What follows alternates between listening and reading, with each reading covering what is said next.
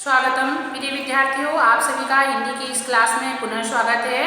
बच्चों, हिंदी विषय के अंतर्गत हमारा उपविषय काव्यखंड है और काव्यखंड में हम संत कबीर दास जी द्वारा रचित पदों को पढ़कर उसके भाव को समझ रहे थे। इस पद से पूर्वांश जो भाग है उसको पढ़कर, पूर्व का जो भाग है उसको पढ़कर उसके अर्थ को हमने समझा।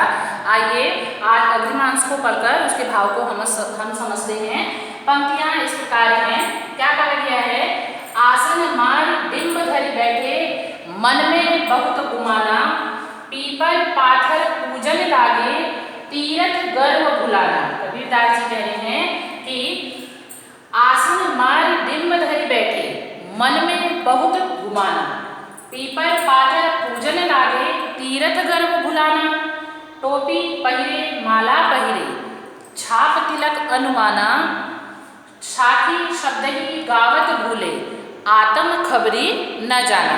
बच्चों, प्रसंग इसका पुरुषः रहेगा, पूर्वत रहेगा कि कबीरदास जी ने बाह्य आडंबरों का विरोध किया है और जो छल प्रपंच है उनका खंडन करते हुए कहा है कि ईश्वर को बाह्य रूप में न खोज करके अंतर मन में खोजो, ऐसा कबीरदास जी ने बताया है। तो इससे पूर्वांश में हमने पढ़ा था कि कबीरदास जी ने कहा, बहुतक देखा पीर औलिया, मैंने बहुत सारे ऐसे धर्म गुरुओं को देखा जो कै मुरीद तदवीर बतावे, जो बहुत सारे अपने शिष्यों को अनेक प्रकार के उपाय बताते कि किस प्रकार से ईश्वर की प्राप्ति होगी। उसी को आगे जानते हैं।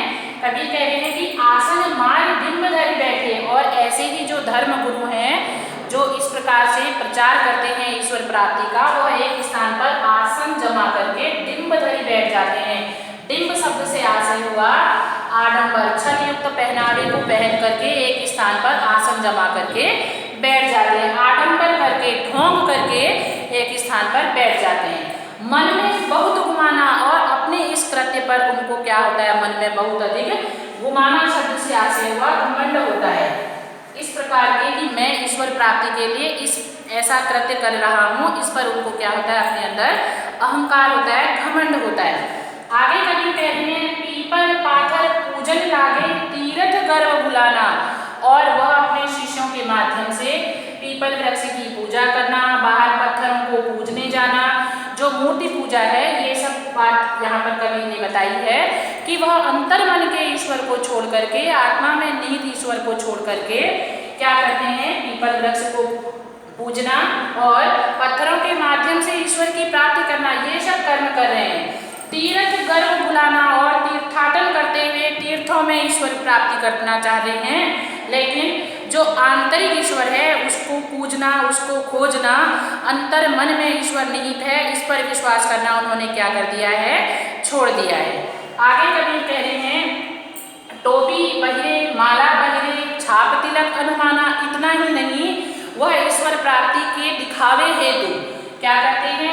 सर पर टोपी धारण कर लेते हैं और माला पहिरे, और गले पर माला धारण करते हैं। छाप शब्द से आशय हुआ वल्कल वस्त्र, छापाधारी वस्त्र, जो ईश्वर का नाम जिस पर लिखा हो, इस प्रकार के वल्कल वस्त्रों को भी वह पहनते हैं।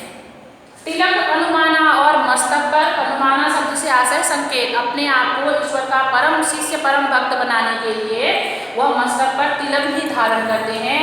लेकिन इस प्रकार से टोपी पहनने, माला पहनने, छापाधारी वस्त्रों को पहनने अथवा मस्तक पर तिलक धारण करने से ईश्वर की प्राप्ति नहीं होती है, जबकि ईश्वर कहाँ विराजमान है? हमारे अंतर मन में विराजमान है, ऐसा कबीर बताना चाह रहे हैं। अंतिम यहाँ पर पंक्ति में कबीरदास जी ने बताया है, साखी शब्द ही गावत भूले, साखी शब्द ही ईश्वर के साखी शब्द भजन को, कीर्तनों को करते हुए वह ईश्वर को इस प्रकार के भजन कीर्तनों को, साखी शब्दों को, शब्द के पदों को गा करके वह आंतरिक ईश्वर के नाम को लेना भूल गए हैं। आत्म खबरी न जाना, आत्मा में विराजमान जो ईश्वर है उसके वास्तविक स्वरूप को उन्होंने नहीं पहचाना। ऐसे लोग क्या हैं? अज्ञानी हैं। कबीर कह रहे हैं, संतो देखत जग बोराना, सांच कहें तो मारन धावे, हे सज्जनों, यदि संसार के प्राणियों को सत्य कथन बताओ कि ईश्वर बाहर नहीं है, कहाँ है? आपके अंतर मन में विराजमान है, तो ये मारने के लिए आते हैं और झूठी बात पर पतियाना शब्द से आशय विश्वास करते हैं, झूठी बात पर विश्वास करते हैं। जितना इनको बाहरी प्रपंच के बारे में बताओ उस पर तो यह विश्वास करते हैं, लेकिन वास्तविक सत्य से यदि इनको अवगत कराओ तो यह उस पर विश्वास नहीं करते हैं, ऐसा कबीरदास जी ने बताया है।